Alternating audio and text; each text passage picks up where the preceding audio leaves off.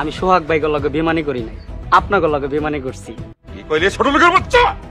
জহির তো ছক্কা মেরে দিচ্ছ না। ভিউয়ার্স, স্বার্থের জন্য এক মোড়ল অন্য মোড়লের সাথে বেইমানি করতে পারে, কিন্তু রিক্সা চালকের পরিবার, সোহাগরা এবং তার ভাইয়েরা তারা কখনোই একজন আরেকজনের সাথে বেইমানি করতে পারে না। তো তারা সবসময় একত্রিত হয়ে সকল বিপদ আপদে মোড়লদের সাথে লড়েছে।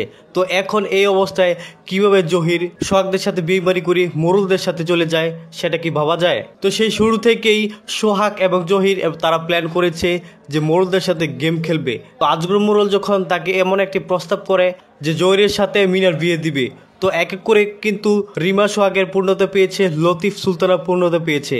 তো এখন তাদের ভাই হয়ে সেও কি একা থাকবে? তাই তার পূর্ণতার জন্য এবার এমন একটি প্ল্যান করেছে। তো সেই সাথে সোহাগও এবার কঠিন একটি মাস্টার মাইন্ড প্ল্যান করেছে, যার কারণে কিন্তু সোহাগও এবারে পর্যায়ে বেঁচে যায় এবং তার 19 লক্ষ টাকা হেফাজত করতে পেরেছে। তো ভিউয়ার্স, আপনার কি একটা বিষয় লক্ষ্য করেছেন যে রাতের অন্ধকারে আজগর মোড়লের চেলাফেলা যখন সোহাগের কাছ থেকে 19 লক্ষ টাকা নিতে চেয়েছিল, তখন সোহাগ কোনো প্রকার বাধা সৃষ্টি করেনি, কারণ সেই টাকাগুলো ছিল ভুয়া টাকা, বলতে জাল টাকা। তো ভিউয়ার্স, সোহাগ আগে থেকেই জানতো যে আজগর মোড়লের চেলাফেলা তাকে হামলা করতে চলেছে এবং তার কাছ থেকে এই সকল টাকা পয়সা নিতে চলেছে। তো ভিউয়ার্স, এবারে পর্যায়ে শুধু আজগর মোড়লরা হেরেই যাচ্ছে। তো একের পর এক রিক্সা চালক সোহাগের পরিবার এবং সোহাগদের জয় হচ্ছে। তো এটাই বলা যায় যে সোহাগদের জয় খুবই শীঘ্রই হতে চলেছে, আর আজগর মোড়ল এবং মোড়ল পরিবারের পতন হতে চলেছে। কারণ সোহাগের দ্বিতীয় টার্গেট হচ্ছে সোহাগ মোড়ল পরিবার এবং মোড়ল বাড়িটি দখল করবে, কারণ মোড়লদের বাড়ির জায়গা সম্পত্তি সবটি হচ্ছে ভুয়া জায়গা সম্পত্তি। তো এই বিষয়ে হেল্প করেছে, সবচেয়ে বড় অবদান রয়েছে মাস্টারের,